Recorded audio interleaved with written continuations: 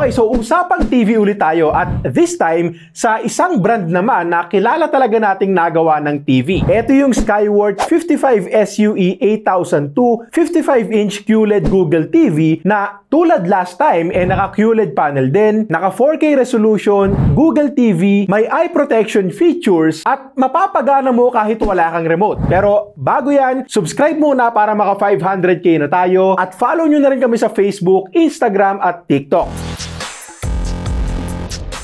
Okay, so una muna ulit sa design at build. Simple pero elegante ang atake ng Skyworth dito. All black lang tapos may glossy finish yung bottom bezel. Maliit na Skyworth logo, maliit lang din yung LED indicator for power status. At kung mapapansin nyo dito, meron pa tayong extra LEDs, microphone at mga sensors dyan na pag-uusapan pa natin mamaya dahil ang gandang feature niyan para sa akin. Yung stand nag-improve na rin ngayon kasi unlike sa karamihan ng mga TV na made of plastic lang yung stand, dito metal na yung gamit so very sturdy, hindi nakakatakot kahit masagi natin ng konti at kaya talagang suportahan yung laki at bigat ng TV natin. Well, wall mount pa rin ang pinakamagandang gawin para sa akin at alam nyo naman yan, syempre hindi naman lahat pwedeng mag wall mount, lalo na sa mga katulad ko na nagre-rent pa lang. Siyempre, papaalam muna tayo sa may-ari ng bahay at kung sakaling hindi sila pumayag, okay lang, diwag, damot.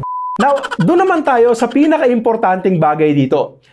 Yung mismong display. Again, 55-inch TV to at para sa akin, ito yung saktong size lang. Definitely hindi siya maliit tignan pero hindi rin naman siya yung sobrang laki na tipong kakain ng malaking space sa bahay nyo. Saktong laki lang talaga siya para maging immersive yung couch gaming natin, para ma-enjoy natin yung mga palabas. At syempre, naka 4K resolution na rin yan. So, sharp ding tignan, lalo na kung nasa tamang viewing distance tayo. Now, in terms of picture quality naman, unang-una, naka QLED Plus panel itong Skyworth TV natin. At napag-usapan na natin last time kung anong meron sa mga QLED panels, pero para sa mga hindi nakapanood, LED TV pa rin naman to pero may additional na quantum dot layer silang nilalagay para sa mas magandang color reproduction, better contrast, and mas mataas na brightness. So, masasabi natin na improved version siya ng standard LED TVs. At maliwanag talaga to. As in, kahit nakabukas yung mga bintana namin, kita pa rin yung pinapanood ko. Kahit naka-turn on yung mga indoor lights namin, okay lang. Nagpapap pa rin yung colors. At speaking of colors,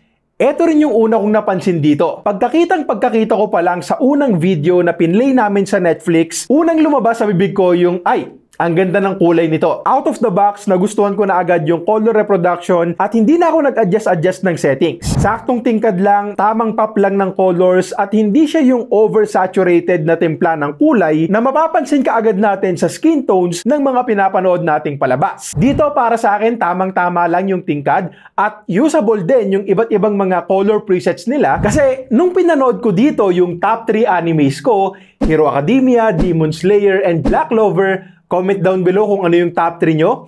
Pansin ko na yung vivid mode, hindi yung OA na vivid mode na sobrang tingkad at parang ang sakit na sa mata tignan. Hindi ganon yung sitwasyon sa TV to. So, yes, maganda na kaagad yung kulay out of the box. Pero kung sakaling gusto nyong bagu-baguhin to, tulad ko, mas gusto ko yung vivid mode kapag anime. Good news naman kasi usable yung iba't ibang mga presets. Viewing angles, okay din. Very minimal lang yung discoloration kapag nasa gilid tayo. Parang mapapansin mo nga lang kung talagang hahanapin mo. At siya nga pala, meron din tong support for HDR10 and Dolby Vision at maganda rin yung output sa ganitong contents. I mean, yung last TV kasi na na-review natin, nag-a-adjust pa ako ng settings dahil may mga pagkakataon na nawawala na yung detail sa ibang mga parts, lalo na sa mga dark scenes, at dito walang ganon. Well, to be honest, hindi ganun ka-deep o ka-pure yung black levels dito. Actually, medyo malayo talaga sa OLED level, pero sobrang layo din naman kasi ng presyo nun, so in fairness dito, kasi makikita talaga natin ng maayos yung mga details sa parehong highlights and shadows. Now, syempre sinubukan ko rin to for gaming. Tinatapos ko ngayon yung Ghost of Tsushima. Naglaro din ako ng Astro's Playroom at pareho ko silang na-enjoy without any issues. Walang noticeable delays, ghosting o kung ano pa man. At speaking of gaming, kung sakaling magbababad tayo sa harap ng TV natin for hours, meron ding eye care features itong Skyworth TV natin. Actually, Skyworth din yung isa sa mga brands na sumeseryoso talaga sa eye protection features nila, at kahit dun sa last Skyward TV na na-review natin last time, binibida rin nila yan. Tulad ng makikita nyo dito, flicker-free itong TV natin. Hindi yan visible sa mata natin pero madaling makita sa mga camera sa tamang settings. At dahil dyan sa flicker-free feature na yan, maiiwasan yung eye strain or eye fatigue na na-encounter ng ilan sa atin. Sakaling isa ka sa mga taong nakaka-experience niyan, o di kaya may mga chikiting din kayo sa bahay, nagkokokomelon, dapat mong i-consider tong eye care features ng Skyward. Pero ang pinaka-paborito kong feature sa TV to ay yung hands-free na voice control. Kanina pinakita ko sa inyo yung microphone logo sa baba ng TV at para dito yon. I mean, sobrang convenient naman na nung meron tayong Google Assistant button dito sa remote natin para kapag magse-search tayo, hindi na tayo magta-type, pipindot-pindot pa ng mga arrow keys na very time-consuming at alam nyo naman yan. So, okay na yung ganito pero mas okay pa pala kapag may built-in microphone din yung TV natin kasi wala ka nang pipindutin. Sasabihin mo na lang tong mga words na to at pwede ka nang magbigay ng mga commands. Iilaw din yung 4 na LEDs pag na-recognize na yung boses mo. Tinest ko, kahit malayo ako sa TV, maayos pa rin napipick up yung mga commands ko. Hey Google, off.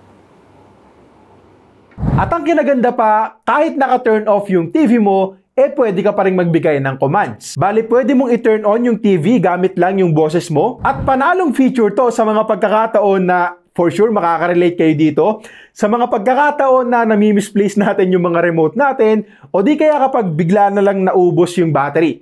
Kasi hindi mo na kailangan ng remote para i-operate yung TV. At itong remote na to, gusto ko yung size, gusto ko yung buttons, mga importanteng bagay lang yung meron. May isang shortcut button pa nga na pwede nating i-customize. Yung sa akin, sinet ko sa Disney Plus. At according to Skyward, antibacterial din daw to. At may material daw sa loob na pumapatay ng bacteria. Pagdating naman sa speakers, good sounding speakers to para sa isang TV. Actually, mas malakas kumpara sa ibang mga TVs na na-review ko before. Yun nga lang, syempre, hindi pa rin para mag-expect ng super detailed at dumadagundong na bass sa built-in TV speakers. Isasuggest ko pa rin na bumili kayo ng soundbar, pero okay na okay din naman itong built-in speakers habang nag-iipon pa tayo pambili ng soundbar. At magiging maganda pa rin yung experience mo dito. Hindi rin ako nakulangan sa I/O ports, 3 yung HDMI at may 5 GHz band Wi-Fi na rin. Sa actual performance ng TV, so far smooth naman, mabilis and responsive sa mga commands ko. Opening Disney Plus. Hey Google, play My Hero Academia on Netflix.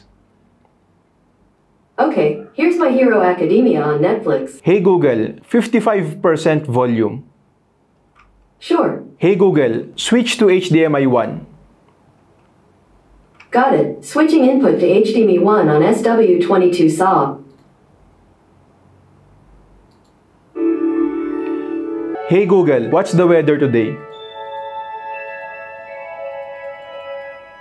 It'll be mostly cloudy, with a forecasted high of 87 and a low of 78. And by the way, hindi ko pala nasabi na Google TV rin to. So marami tayong smart features, may Chromecast built-in, at pwede rin tayong mag-install ng ibang mga apps. Okay, so mabibili natin to sa official store ng Skyward sa Shopee. Maglalagay na lang ako ng link sakaling interesado kayo. Like and follow nyo na rin yung Shopee nila kasi may mga exclusive freebies and giveaway sila dyan. At may mga discounts din hanggang 60%. At syempre tulad ng lahat, hindi rin perfect tong TV na to. Hindi ganun kalalim yung black levels, may backlight bleeding din akong nakita. Not noticeable naman kapag makulay yung pinapanood natin. Tsaka iba-iba rin kasi yan kada unit. Posibleng na-tsempuhan lang tong review unit namin. And also, hindi rin siya yung super budget-friendly na TV dahil nga sa QLED Plus technology and other extra features. Kumbaga sa smartphone, papatak to sa mid-range category. Pero kahit na ganun, marami pa ring bagay na pwedeng magustuhan dito para i-consider mo. Actually, dito ko nakita yung advantage ng isang brand na nakafocus talaga sa TV